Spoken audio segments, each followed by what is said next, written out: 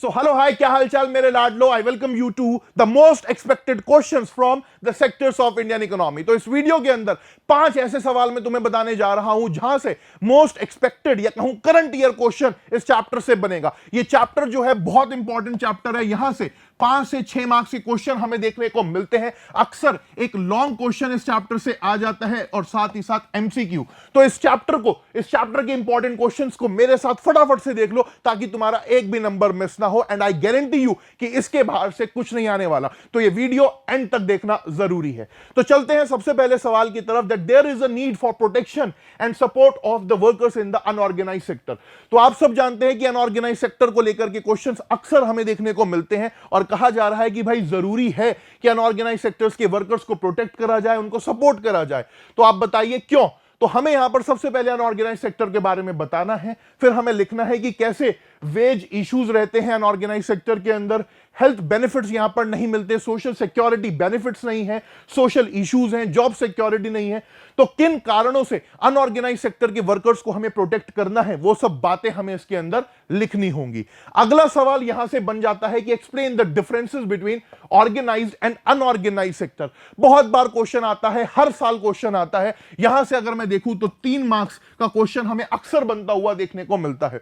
तो आपको वही बताना है कि किस तरीके से ऑर्गेनाइज सेक्टर के अंदर रूल्स रेगुलेशन है, कैसे गवर्नमेंट का कंट्रोल रहता है जो अनऑर्गेनाइज सेक्टर में नहीं है। देन आपको बताना है कि कैसे जो हमारी जॉब सिक्योरिटी है वो ऑर्गेनाइज सेक्टर के अंदर होती है, अनऑर्गेनाइज के अंदर नहीं है। तो इस तरीके से सारी बातें आप लिख सकते हैं, चाहे पॉइंट्स में या टैबुलर फॉर्मेट के अंदर। तो ये सारे के सारे आंसर, सारे के सारे क्वेश्चन, ये पूरा का पूरा पीडीएफ टेलीग्राम चैनल में मिल जाएगा जिसका लिंक नीचे डिस्क्रिप्शन में है। तो भैया यहां पर सिर्फ तुम्हें क्वेश्चंस नहीं बताएंगे, आंसर्स भी बताएंगे कि कैसे लिखना है। तो फटाफट से जाकर के डाउनलोड कर लीजिएगा। अगला सवाल हमें यहां पर देखने को मिलता है टर्शरी सेक्टर एक्टिविटीज को लेकर के, वेरी वेरी इंपॉर्टेंट। यहां पर क्वेश्चन है कि the tertiary sector helps in the development of primary and secondary sector. तो आप सब जानते हैं कि ये जो तीनों सेक्टर्स हैं ये क्या है, ये इंटरडिपेंडेंट है भैया। क्या है ये? इंटरडिपेंडेंट है भैया। अगर टर्शरी सेक्टर नहीं होगा तो प्राइमरी और सेकेंडरी सेक्टर ग्रो ही नहीं कर पाएंगे, because tertiary sector is very important for the growth and support.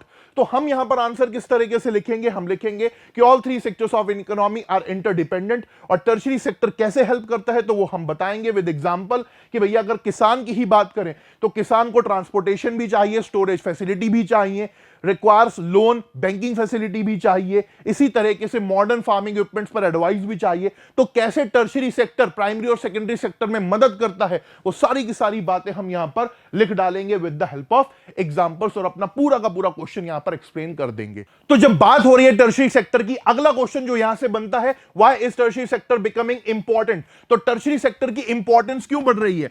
आज आप देखते हैं कि लगातार टर्शरी सेक्टर की इंपॉर्टेंस बढ़ती जा रही है। जब मैं जीडीपी की बात करता हूं तो जीडीपी के अंदर टर्शरी सेक्टर का सबसे बड़ा कंट्रीब्यूशन रहता है। तो क्यों? तो आपको बताना है कि टर्शरी सेक्टर की जब हम बात करते हैं तो हमारी पॉपुलेशन बहुत ज्यादा है, तो बेसिक सर्विसेज आम जनता को प्रोवाइड करने के लिए टर्शरी सेक्टर की जरूरत है। जैसे जैसे एग्रीकल्चर और इंडस्ट्री बढ़ेगा तो प्राइमरी और सेकेंडरी सेक्टर को सपोर्ट करने के लिए, ग्रोथ के लिए यहां पर यह जरूरी हो जाता है। और जैसे जैसे लोगों की इनकम बढ़ेगी वैसे वैसे लोगों को ज्यादा सर्विसेज चाहिए होंगी, तो यह जरूरी हो जाता है। एंड लास्टली जब हम बात करते हैं इंडिया के इंटीग्रेशन की, तो जैसे जैसे इंफॉर्मेशन टेक्नोलॉजी सर्विसेज का डेवलपमेंट हो रहा है, टर्शरी सेक्टर की जरूरत है। तो ये सब बातें, ये सब पॉइंट्स आपको यहां पर लिख करके एग्जाम के अंदर आने हैं।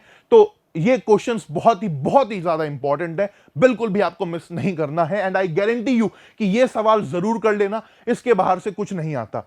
अब आता है आखिरी सवाल, that is what do you understand by the term unemployment. ये डिस्गाइज अनएम्प्लॉयमेंट से कैसे अलग है और हम कैसे रूरल एरियाज के अंदर अनएम्प्लॉयमेंट की प्रॉब्लम को कम कर सकते हैं। तो अगर आप इस क्वेश्चन को देखें तो इस क्वेश्चन के अंदर हमें 1, 2 और 3 पार्ट्स हमें इसके अंदर देखने को मिलते हैं। तो हम आंसर भी उस तरीके से लिखेंगे। सबसे पहले हम अनएम्प्लॉयमेंट को डिफाइन करेंगे, उसके बाद डिस्गाइज अनएम्प्लॉयमेंट के बारे में बताएंगे कि अनएम्प्लॉयमेंट क्या होता है। जब बंदा काम तो करना चाहता है बट उसे काम नहीं मिलता, जॉब नहीं मिलती। डिस्गाइज अनएम्प्लॉयमेंट के अंदर क्या है कि वो काम कर तो रहा है बट उसकी रिक्वायरमेंट वहां नहीं है। So where more peoples are working then required, उस सिचुएशन को हम डिस्गाइज अनएम्प्लॉयमेंट कहते हैं। ये अक्सर रूरल एरियाज और एग्रीकल्चर के अंदर हमें देखने को मिलती है। तो रूरल एरियाज के अंदर हम कैसे यहां पर एम्प्लॉयमेंट अपॉर्चुनिटीज जनरेट कर सकते हैं, वो सारी बातें हम यहां पर लिख देंगे। अब यहां से हो सकता है कि अलग अलग 2-2 नंबर के क्वेश्चन भी आ जाएं कि व्हाट इज अनएम्प्लॉयमेंट, तो तुम्हें पता है एक और आ जाएगी व्हाट इज डिस्गाइज्ड अनएम्प्लॉयमेंट, तो वो भी इसमें है, या ways to reduce unemployment in the rural areas, वो भी इसमें है। तो एक ही क्वेश्चन के अंदर 3 आंसर्स आपको यहां पर मैंने दिखा दिए हैं। तो इस तरीके से ये सब क्वेश्चंस तुम्हें करने हैं, और अगर ये क्वेश्चंस तुमने कर लिए तो यहां पर सेक्टर्स ऑफ इंडियन इकोनॉमी हो गया तुम्हारा पूरा, और तुम्हारे नंबर यहां पर हो गए पूरे। So all the very best, wish you the best, and जय हिंद, जय Bharat. Gautam Lakhani signing off, love you all.